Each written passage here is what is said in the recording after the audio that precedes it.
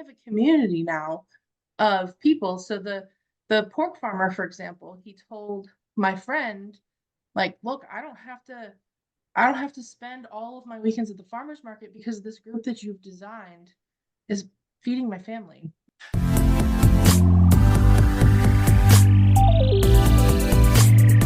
Hey, Dr. Sherri, thank you for your time this morning.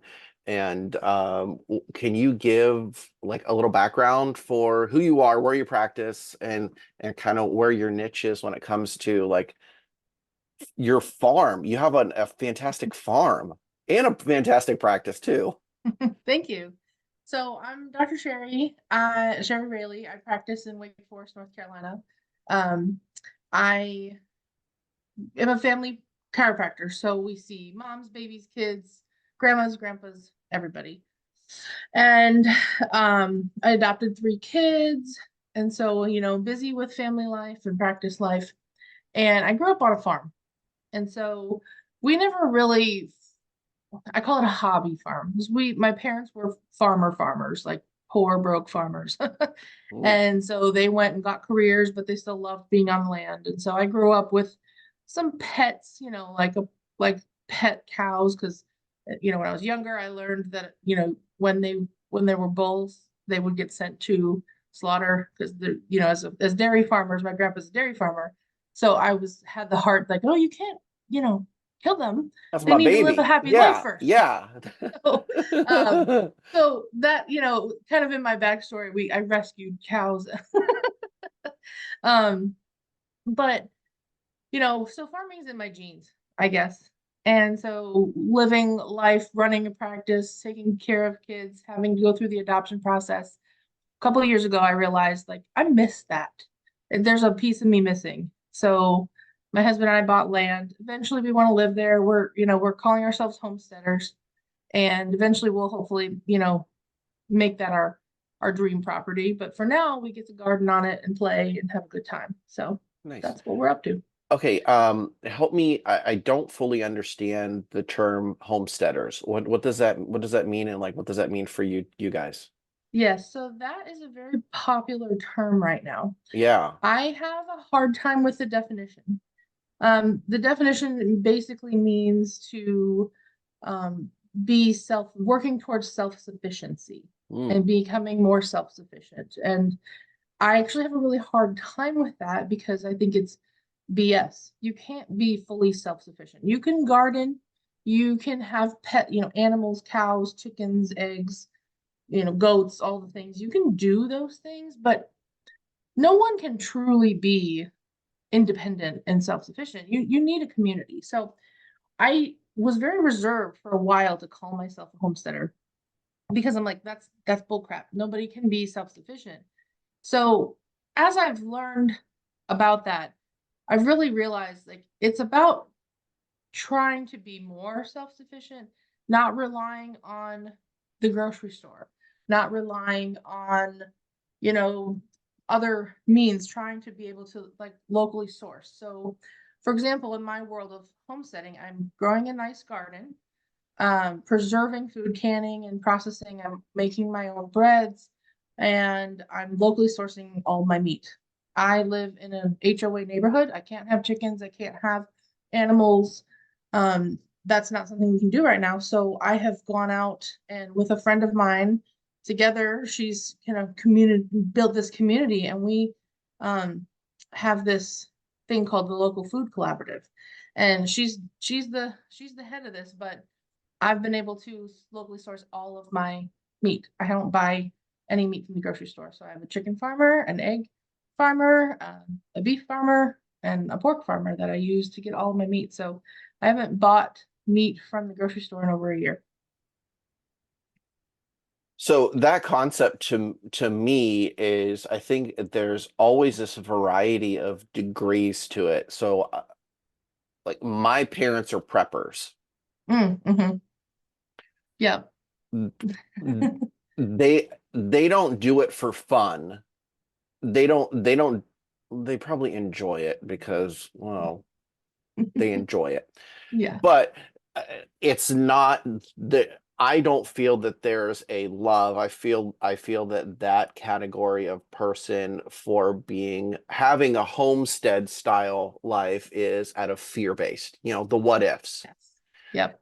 What it sounds like you're telling me is there's this love, there's this joy, there's this I want better for me, I want better for my family, I want better for my community. And how do we Exactly. create this all together to say, like, I can't grow enough eggs for Yeah. everybody. I Yes. can't do it. I can't do it. So Mm-mm. how do we bring those resources together for people who are like-minded? Yep. Well, and that's exactly why I have a hard time with the definition of homesteader, because it's about being, the definitions say it's being self-sufficient, but you need a community. I think anyone and everyone can reach out and try to find local farmers. I mean, this country is still primarily, you know, country land, right? Like there are plenty of farmers, and the more that there's a drive for this, the more farmers are going to be willing to do things. So, in North Carolina, it's a very ag heavy state. So, we've searched out farmers who do eggs and find in building that community. So we have a community now of people. So the pork farmer, for example, he told my friend, like, look, I don't have to spend all of my weekends at the farmer's market because this group that you've designed is feeding my family. The beef lady, does grass-fed beef, and her husband doesn't have to work outside the home. He works on the farm now full time because as a community, we're buying the meat from them. So Yeah. yeah, we're not looking at this as a fear-based. I'm not stocking my freezer in case the world ends. I'm stocking my freezer full of grass-fed beef from a farm, a loving family farm who cares for their animals, who I know is Yeah. taking good care of their animals. Yeah. And I'm feeding my family the highest quality nutrition from a local farm. Yeah. I mean, Sherry, that truly just gives me goosebumps because it speaks to who we are as healing artists, Mhm. where whenever there's less interference, less toxins, less crap in our systems, our body is naturally going to run more efficiently, heal faster, do more, think better. It's all about, I've been on this leveling up journey, right? I want to go micro with you and then like kind of open this up at a macro option. I'm here in St. Louis. So what would you recommend for, I know you did I would super jealous of your gardening class that you had in your office. Yeah. Son of a gun, that's freaking awesome. So what are some things that we can do on a super, I've got, I don't know, let's say I got two 5-gallon buckets that I could put on my patio in my apartment. I understand HOAs, so we can Yeah. hide those, right? So Yep. what can somebody do on that super micro level to give themselves some level of quality nutrition? What would you recommend for that?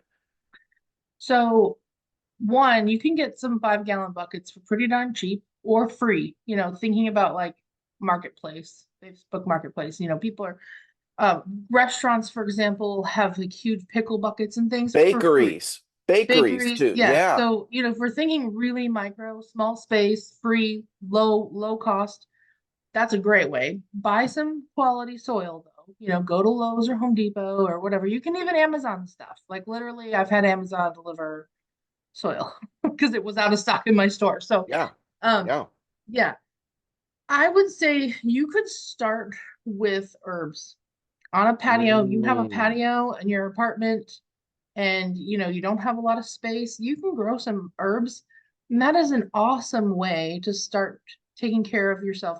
You can take those herbs once they're grown, you cut them and you hang them upside down to dry.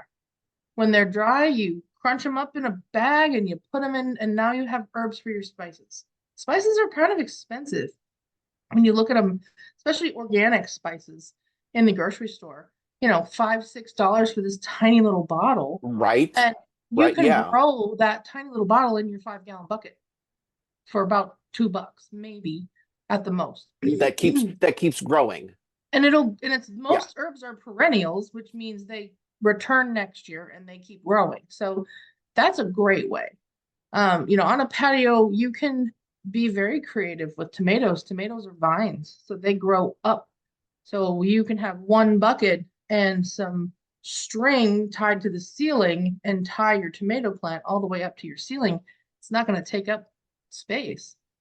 And one tomato plant will give you, depending on the variety, will give you at least a handful of tomatoes. I mean, you could get a little cherry tomato and have 100 little tomatoes off of one plant. yeah, On a patio, you're not going to grow all of your food, right? correct. But doing something is better than nothing. And there's really a love and a connection there. And there's something about food that is fresh from your backyard, the high nutrient picked right off the vine. Let's talk about tomatoes. Yeah, Tomatoes are picked commercially while they're green. And so because they don't, tomatoes are soft, right? You squish them, they're soft. So they pick tomatoes when they're green because they're hard, they don't bruise as easy. They go ship to, all over the country. When they get close to the grocery store that they're going to be sold, they gas them and they give them this ethylene gas, and that ethylene gas ripens the tomato. And so then they can throw it on the shelf and it's this red tomato. But have you ever tasted the difference between a grocery store tomato and a fresh world. It's homegrown? Sherry, it's world's difference. It's Yeah, world's difference. there's no comparison, and that's because And no, it's not real. right, and there isn't listen, BS, I'll take the BS, but there isn't a person out there that can't tell the difference between a store-bought tomato and grandma's from her backyard or Oh your yeah, backyard or wherever. Oh, there's such a huge, yes, of course there is. yeah, huge difference. Huge difference. So, if you think about yourself and being self-sufficient or, or working towards improving your health with food, if you can grow some cherry tomatoes, throw them on your salads, you're gonna get so much better nutrition out of that tomato than you would any tomato you could ever buy at the store. And it Yeah. doesn't take up that much space, and it's really not that hard. Time wise, energy wise, you get it set up, and you got to water it. Maybe throw a little bit of fertilizer on it every couple weeks, and that's it. I mean, truly, it sounds so simple. Like you think so in my head, like I'm a tomato guy. I never really was, but I love growing things. Mhm. And in my head, I'm like, all right, you're gonna say do some tomatoes because it's like it's the season. But when you said herbs, I'm like holy crap! Like how easy is that to go get some basil?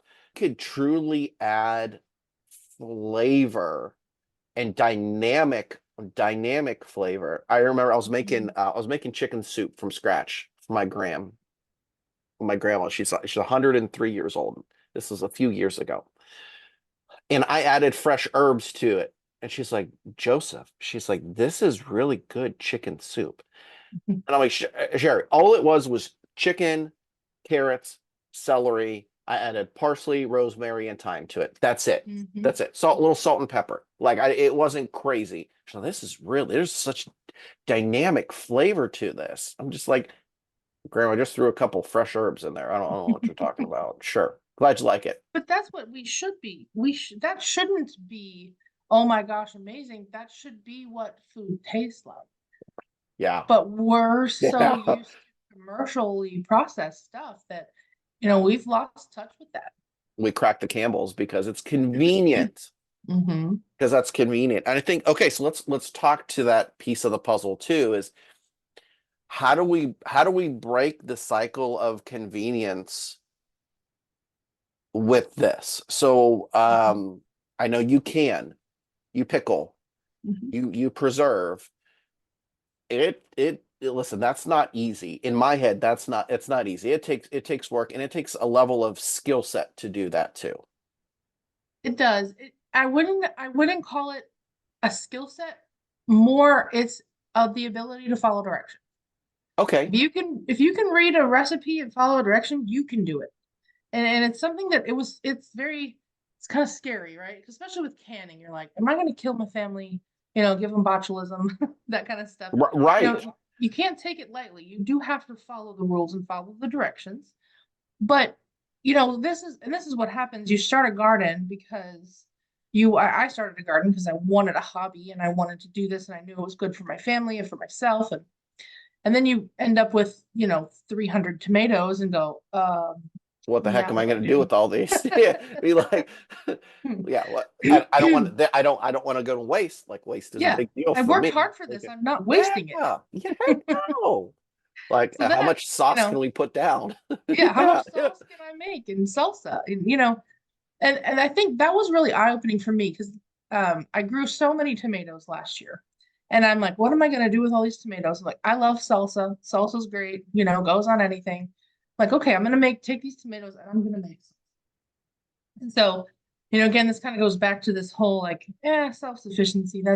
That's not possible. Well, I ended up making 42 jars of salsa with the tomatoes that I had. And so I didn't plan for this. So I didn't have cilantro. I didn't have the peppers weren't ripe yet. So I went to Yeah, the grocery store and got cilantro yeah, and yeah, peppers yeah. and, you know, but I put together the salsa. I haven't bought salsa in over a year now. And I still have a few cans left on the shelf. And so that was really eye-opening to me because I'm like, okay, in my backyard, I have a decent sized garden, but nothing that's over the top. Like the average American with a backyard can do exactly what I'm doing. And I grew enough tomatoes to make salsa for a year.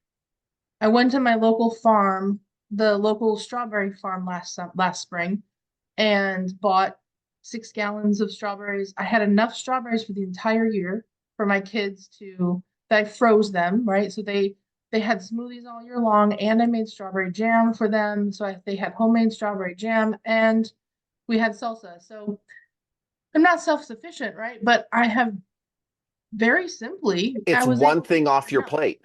It's one thing off my plate. I haven't bought pickles. I haven't bought salsa. Haven't bought jam. You know, it was actually pretty easy. It's surprising when you actually sit down and look at it. I never thought I could grow that much in my own backyard, but I am. It's pretty cool. So anybody can do it. It's true. And in my head, you're right. It's following that recipe of keeping things clean. You boil the jars, you set them out, you fill the product, you Hmm. seal them back up, you reboil them, you hit the seal, you're good. You're good to go. Hmm.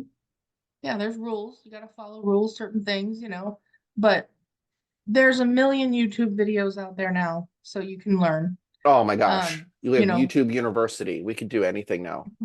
and that's what we're doing in my office. I started a homesteading group. And so we get together once a month with local women who are interested in homesteading. And we've done 2 canning classes, we've done gardening classes and things like that just to help, you know, help educate people. And it's been so much fun, you know, finding like-minded people and spending time with them and then learning from each other. So As as the entrepreneur in my head, when you said like how many cans of salsa, 42, I think.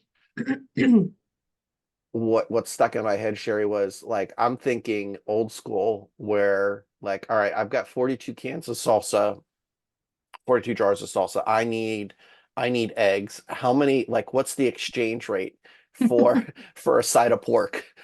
Yeah. Yes. Well, I've been exchanging what, you know, fresh cut flowers with one of the farmers for my raw milk every week. So that's been fun. She gets a bouquet of flowers and I get raw milk for the kids. It works out.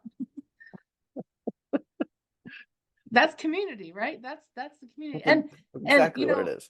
no matter where you are in the country, there's farmers everywhere who would be thrilled to have you come and buy their eggs or buy their milk or buy their meat so that they can continue doing what they love and continue to farm and have that ability to do that because they're now getting some income from you. So Yeah. not only are you spending your money supporting a family, you know that in return you're getting quality nutrition for your family. It's worth it. We own corporations. We have Yes. limited liability corporations. That's how we run our business. It's a tax thing. We are a corporation, right?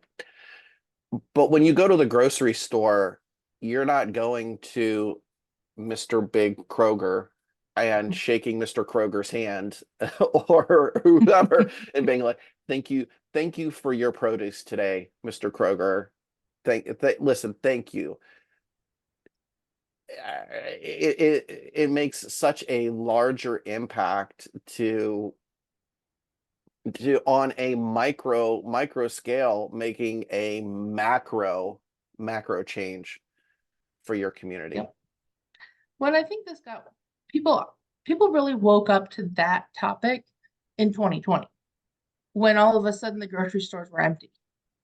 And I think that's where a lot of this movement even started. People realized, hey, the grocery store was empty in 3 days, and I didn't have what I wanted to feed my family. So what do I do now? And that's, it was pretty eye-opening for everybody.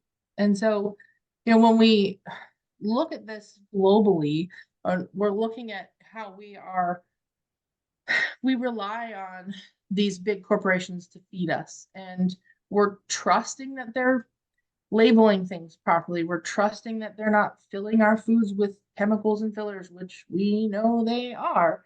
And, you know, it's surprising how fast that falls apart. But if you know your farmer, you have a garden in your backyard, it's going to help. Yeah. Definitely going to help. Sherry, on that note, we were doing this other article for our newsletter, and there is a sunscreen company that mislabeled its SPF. It said it was like 40 or 50 SPF, and they researched the product and found it was only 8. Ooh, Yeah, yeah, ouch. right, right. And it just like, how can you truly straight up mislead the public? They'll probably get a slap on the wrist. They'll probably get a couple dollar fine or whatever it is.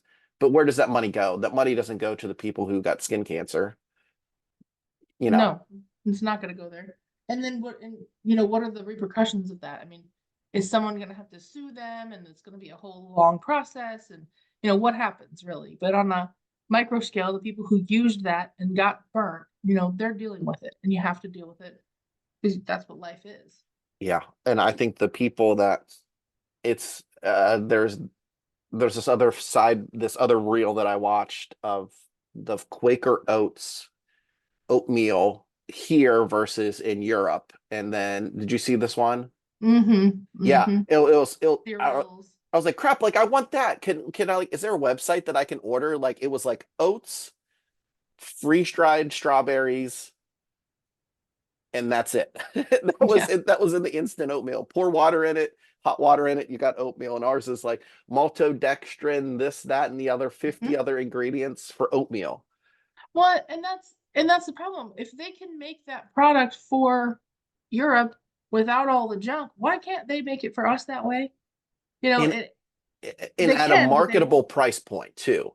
Because Yeah. let's just be honest, like I think if we consciously had the choice I don't know how much, I haven't bought oatmeal in quite some time, but like if oatmeal is $2 a box with all the crap in it, if you knew the repercussions of what that ingesting that consistently over time did for Mhm. you Yep. versus It, would you pay $3 a box? yep. I hope so. I hope people would be willing to do that. And maybe there are people I'm sure that couldn't make that happen. Yes, I'm sure there would But too. that's also part of there's no regulations, and these companies are allowed to do what they want. There's nothing stopping them from putting this stuff in our food other than our buying power that we don't give enough credit to. Because if we're all buying our meat from local farmers and our vegetables from local growers and trying to avoid the grocery stores as much as possible, what happens? The demand is going to be different. And if we all demand for better, eventually they're going to have to make it better. And Sherry, I think it starts with the desire. And I think it has to start with just like us in our chiropractic offices. It starts with that individual saying, I'm tired of this. Mm-hmm. I'm fed up.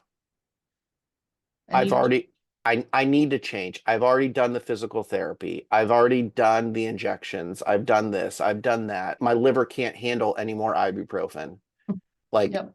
yeah, I mean, how many times do we get to hear this in our consultations, right? It's just All the like, time. and then, right, all the time. But I think it starts on that individual level. I want better for me. I want better for my family. I want to eat better. I want I want better flavors. I mean, even if you just take that, like, I mean, I had McDonald's for lunch yesterday, Sherry. I shouldn't tell you this as a colleague, but I had McDonald's. I had my two cheeseburgers, fries, and a Coke. That was my lunch yesterday. Do I feel like today? I Hmm. sure do. Yep. But I I knew what I did to myself. But I think if you took like just the flavor of good nutrition is such like people don't know what they're missing. When you, when you eat McDonald's regularly or whatever fast food or junk that's on the grocery store shelf, right? You don't realize how bad you do feel. And so If it's often all the people, time. Yeah, yeah, yeah, and yeah. often people have this like, I don't have the energy, I don't have the time, I don't have the ability to make a change because I'm already so tired and I'm already so worn out. But if you can start making some changes, though people will fastly realize, oh, I ate some vegetables yesterday and I actually have some more energy today. Okay, so now today I can do another step. And my kids' immune systems this last winter, we were barely sick. Years prior, when we weren't gardening as much and we weren't, growing our food like this, we dealt with all the sick, all the toddler junk, right? All the toddler All the sneezes. But snot running down their faces. yeah, Yes. but Yeah, yeah, yeah. it made a huge difference in the fat in the health of my kid, myself and my kids, because we're eating nutritious food that we grew, and locally sourcing food. And so, when you feel better, you can do even better. And so it's worth taking that effort, start making changes. And I think that people get overwhelmed because this can snowball really easy. And I'm all for the snowball. I love it. I'm a learner. I want to learn every day. I'm always trying to learn something and trying something new.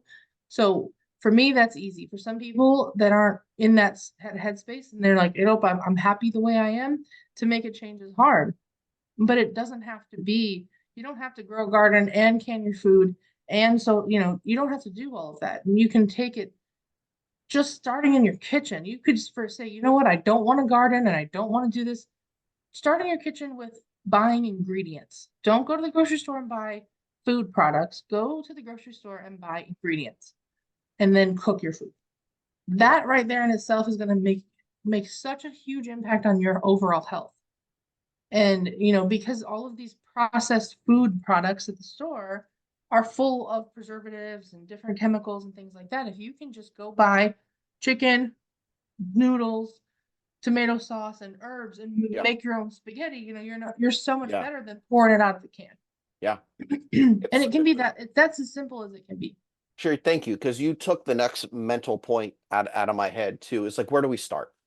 Where do we start? Where is the absolute minimal scratch point? And Mhm.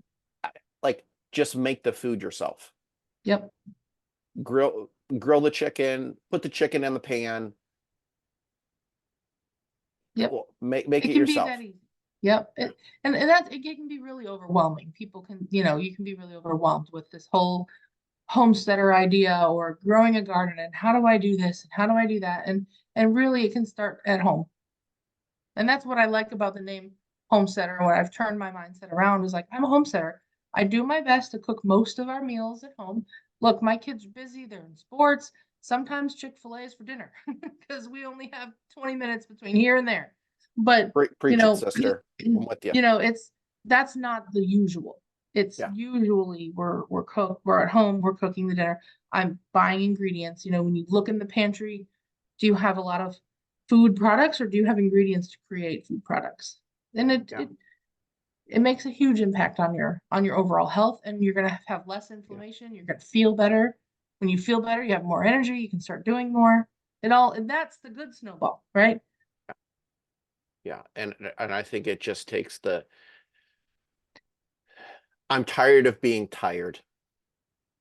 Yeah, Like if people are at that mantra, it's time to make a decision. for sure. Make your decision. Just do it. Just do it already. What do you have to lose? You have nothing to lose. Yeah. When if you're eating all of your meals from a box or from a box store, switch it to one meal a day. Cook breakfast at home or just dinner at home. It can be as simple as starting with one meal a day. And then from there you can build it to two and build it to three and change how you're shopping and shop the outer edge of the grocery store, not down those aisles. Yeah. There's so much that you can do. When I saw that you had that class, you Mhm. had gardening 101. Yep. As a gardener myself, um, it really encouraged me to do more. And so we like our most of the coleus that we have out front, I grew from seed ourselves under grow Oh. lights and Mhm. water and fertilizer in my basement. My wife was like, "Joe, you're crazy. Why are you going down every other day?" But I want to say you really did encourage me to we didn't buy any tomatoes from the nursery this year. All our tomatoes and our peppers and our carrots and we did lettuce this year. We're doing lettuce this year for the first time. Nice. My daughter Love it. loves it. She goes downstairs. I want to snip some lettuce. So she snips lettuce for her dinner. Hmm. So And how cool is that, right? What are you yeah, teaching your kids? yeah. Like, what an amazing thing that you're teaching your kids that where food comes from and they're getting fresh food. How cool is that? Thank you for doing this with me. Yeah, no problem. I always enjoy your perspective on all the stuff we do together. And I just want to say I really appreciate you. Thank you. I appreciate you. This was tons of fun. And I could talk about gardening all day. So, anytime. Good, good. Well, if there's more stuff, we'll definitely do it again. Yeah, sounds great.